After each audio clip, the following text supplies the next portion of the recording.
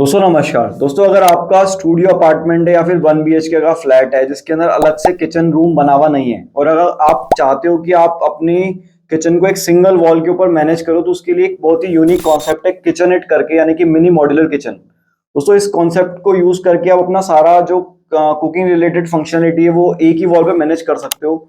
इस वीडियो में हम जानेंगे कि किचननेट को किस तरह से बनाया जाता है, उसमें क्या क्या मटेरियल हमें काम में लेना चाहिए, उसकी डिजाइन करते वक्त किन किन बातों का ध्यान रखना चाहिए, साथ ही उसका बजट कितना आता है, उसके अंदर कलर्स कौन से काम में लेने चाहिए। तो अगर आप किचननेट बनाना चाहते हो अपने स्मॉल स्पेस में एक फंक्शनल किचन, तो इस वीडियो को एंड तक जरूर देखिएगा। सब्सक्राइब कीजिए जीएम फर्नीचर चैनल को मॉड्यूलर किचन पर लेटेस्ट वीडियोस के लिए और कांटेक्ट कीजिए ऑनलाइन किचन डिजाइनिंग सर्विसेज के लिए। दोस्तों कॉन्सेप्ट को आसानी से समझने के लिए हम आज हाउस ओनर को कंसिडर करते हुए किचननेट को समझाएंगे। बाकी अगर आपका कोई हॉस्टल है, होटल या ऑर्गेनाइजेशन है तो आप उस प्रोसेस को उसके अकॉर्डिंग कस्टमाइज भी कर सकते हो। दोस्तों सबसे पहले अपन प्लेसमेंट की बात करते हैं कि आप आखिर किचननेट को कहाँ कहाँ पे फ्लैट के अंदर, घर के अंदर बनवा सकते हो। तो दोस्तों इसमें सबसे पहला जो हमारा प्लेसमेंट होता है वो अंडर स्टेयर्स होता है। आप अंडर स्टेयर्स भी किचन का प्लेसमेंट प्लान कर सकते हो। दूसरा दोस्तों जो प्लेसमेंट होता है वो एंट्री डोर किचन होता है। इसके मतलब ये कि जहां पे आपका एंट्री डोर आ रहा है उसी के जस्ट पास में अपना किचन प्लान कर सकते हो। इसके बाद अगर आपके यहाँ कोई छोटा सा स्टोर रूम दिया हुआ है, यूटिलिटी रूम दिया हुआ है, तो उसको भी आप एक किचन रूम में कन्वर्ट कर सकते हो, किचननेट में कन्वर्ट कर सकते हो। इसके अलावा दोस्तों अगर आपका लिविंग एरिया बना हुआ है तो सोफे के जस्ट पीछे का स्पेस काम में लेके भी अपने किचननेट को बना सकते हो। इसके अलावा अगर आपके पास में बेडरूम है, लिविंग एरिया और डाइनिंग साथ में है, तो उसी बेडरूम वाले पूरे रूम के अंदर भी अपना किचन का एरिया मैनेज करके वहां पे एक मिनी मॉड्यूलर किचन डेवलप कर सकते हो। इसके अलावा दोस्तों अगर आपके पास रूफ टॉप है, अगर आपका मल्टी फ्लोरल बिल्डिंग है तो आप रूफ टॉप के ऊपर भी अपने किचननेट को बना सकते हो। तो ये सारे के सारे ऐसे एरियाज है जो हाउस ओनर्स किचननेट को बनाने के लिए काम में ले सकते हैं। दोस्तों किचननेट को बनाने के लिए हमें एक सिंगल वॉल की रिक्वायरमेंट रहती है। तो अगर इन सब एरिया में से भी आपका स्पेस नहीं बैठ रहा है तो आपके यहाँ जो भी एक सिंगल वॉल जहां पे आप उसको यूज करने में कंफर्टेबल हो, उस स्पेस को, उस वॉल को भी आप किचननेट के अंदर काम में ले सकते हो। दोस्तों अब हम ये समझ लेते हैं कि मिनी मॉड्यूलर किचन को आखिर बनाना कैसे है, इसको डिजाइन कैसे करना है। तो दोस्तों जो मॉड्यूलर किचन होता है उसके अंदर मल्टीपल पर्पसेस रहते हैं, फंक्शनलिटी रहती है, क्लीनिंग रहता है, कुकिंग रहता है, प्रिपरेशन रहता है, स्टोरेज रहता है। लेकिन जब आप मिनी मॉड्यूलर किचन बना रहे हैं तो आपको अपना पर्पस स्पेसिफिकली डिफाइन करना पड़ेगा कि आप इसको रीहीटिंग पर्पस से बना रहे हैं, यानी कि आपको कोई मील जो प्रिपेयर होकर आ रही है उसको सिर्फ रीहीट करने के लिए बना रहे हैं किचन को, या फिर आप वहां पे छोटा मोटा स्नैक्स का आइटम प्रिपेयर करना चाह रहे हैं, कुक करना चाह रहे हैं उसके लिए बना रहे हैं, या फिर आप सिर्फ जूसेस के लिए या टी एंड कॉफी के लिए अपने किचननेट को प्लान कर रहे हैं। मतलब आपको एक स्पेसिफिक पर्पस डिफाइन करना पड़ेगा ताकि आप उसके अकॉर्डिंग अपने अप्लायंसेस और स्टोरेज को प्लान कर पाओ। तो प्राइमरी स्टेप हो गया आपका defining the purpose of kitchenette. दोस्तों एक बार आपने पर्पस डिसाइड कर लिया, इसके बाद में आपको एक रिक्वायरमेंट की अपनी लिस्ट बनानी है जिसके अंदर आपको ये निकालना है कि आपको काउंटर स्पेस कितना चाहिए होगा। दूसरा आपको ये निकालना है कि आपको अप्लायंसेस कौन कौन से चाहिए होंगे, मतलब माइक्रोवेव चाहिए क्या, मिक्सर ग्राइंडर चाहिए क्या, जूसर चाहिए क्या, आपको कौन से स्पेसिफिक अप्लायंसेस की नीड रहेगी वो आपको लिस्ट आउट करना है। उसके बाद आपको कंटेनर्स कितने चाहिए, किस किस चीज को स्टोरेज करने के लिए कितने कंटेनर्स चाहिए उसकी एक लिस्ट बनानी है। साथ में आपको जो कुकिंग यूटेंसिल्स होते हैं, यानी कि कुकिंग करने के लिए जो बर्तन काम आएंगे उनको वो क्या क्या चाहिए वो एक लिस्ट बनानी है, और एक कटलरी या डिनर सेट जिसको अपन बोल सकते हैं उसकी लिस्ट बनानी है ताकि आप उसका स्टोरेज स्पेसिफिकली किचन में प्लान कर पाओ और बाकी इररिलेवेंट चीजों को हटा पाओ। दोस्तों तीसरे नंबर पे आता है लाइटिंग रिक्वायरमेंट। क्योंकि किचननेट अपना एक स्मॉल स्पेस में बना होता है तो वहां पे लाइट्स का प्रॉपर होना जरूरी है। ऐसे में आप ट्रैक लाइट भी काम में ले सकते हो। इसके अलावा अगर आपको वहां पे सिलेंड्रिकल लाइट्स काम में लेनी है तो वो काम में ले सकते हो, और अंडर कैबिनेट लाइटिंग अपन प्लान कर सकते हैं ताकि काउंटर टॉप के ऊपर हमें सफिशिएंट लाइटिंग मिल पाए। तो ये हमें प्लान कर लेना चाहिए कि हमें लाइटिंग कितनी और कहाँ पे रिक्वायरमेंट रहेगी। दोस्तों इसके बाद आता है काम डिजाइनिंग का। आपको बेसिकली एक ड्राफ्ट तैयार करना है जिसके अंदर आपको पता लगे कि आप किचननेट को कैसे प्लान करने वाले हो, उसके सामने अपने को मूवमेंट के लिए कितना स्पेस मिलेगा, साथ में हमें ये भी आइडिया लग जाए कि उसके अंदर कितने ड्रॉवर्स, कितने कैबिनेट और अप्लायंसेस के कैबिनेट कितने बनने वाले हैं, क्या साइजेस के बनने वाले हैं। तो उसका आपको एक स्पेस प्लान और 2D डिजाइन प्रिपेयर करना रहेगा इस स्टेज के ऊपर आकर। दोस्तों एक बार आपका अगर 2D प्लान तैयार हो गया उसके बाद आप कलर सिलेक्शन कर सकते हैं। उसके अंदर कलर कौन सा रखेंगे, जनरली हम सजेस्ट करते हैं अगर आप किचननेट प्लान करें तो आप सिंगल कलर में किचननेट को प्लान कीजिए, क्योंकि वैसे ही काफी छोटा स्पेस रहता है। अगर आप इसमें डबल टोन कलर लेके जाएंगे तो किचन एरिया और ज्यादा छोटा दिखेगा। तो आप न्यूट्रल कलर कोई से भी एक कलर में अपने किचननेट को प्लान कीजिएगा।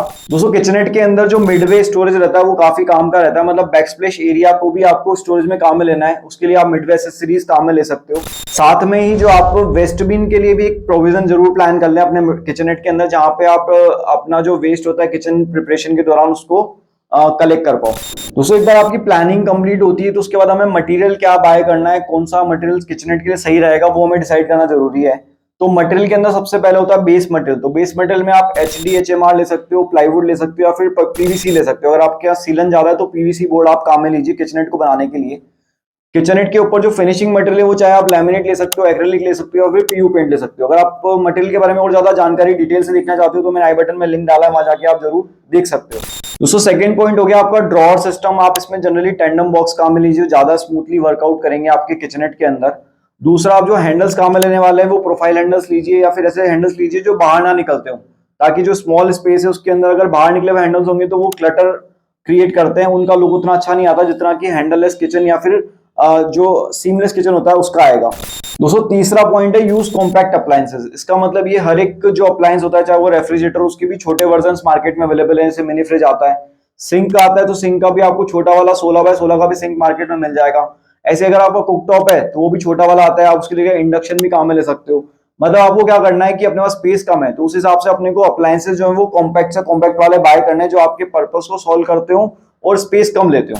दोस्तों इसके बाद में बारी आती है किचन टॉप और बैकस्प्लैश क्या लेना है। तो दोस्तों किचन टॉप के ऊपर आप जो रेगुलर मटेरियल आता है, यानी कि काउंटर टॉप में ग्रेनाइट हो गया या फिर क्वार्ट्ज हो गया, वो भी काम में ले सकते हो। फुल बॉडी टाइल्स भी आप इसके अंदर काम में ले सकते हो, और बैकस्प्लैश के अंदर भी सेम टाइल्स काम में ले सकते हो, या फिर कोई आर्टिफिशियल मटेरियल जो आते हैं जैसे कि एक्रेलिक हो गया, या फिर और जो स्टोन के आर्टिफिशियल इंटीरियर प्रोडक्ट्स आते हैं उनको भी आप बैकस्प्लैश एरिया में काम में ले सकते हो। दोस्तों अब इसका इंप्लीमेंटेशन हमें करना है, तो इंप्लीमेंटेशन के लिए मैं आपको सिर्फ 2 ऐसी टिप्स देना चाहूंगा जो आपको किचनेट के इंस्टॉलेशन के पहले करवा लेनी चाहिए। सबसे पहली चीज ये कि आपको अपना इलेक्ट्रिकल और प्लम्बिंग का काम करा लेना चाहिए, ताकि आप जहां पे भी आपको अप्लायंसेस प्लेस करने उसके अकॉर्डिंग सॉकेट और स्विच दे पाओ, जहां लाइट देनी है वहां पे ओपन वायरिंग छोड़ पाओ। तो इलेक्ट्रिकल जो है आपको प्री प्रिपरेशन कर लेनी चाहिए अपना किचनेट बनाने से पहले।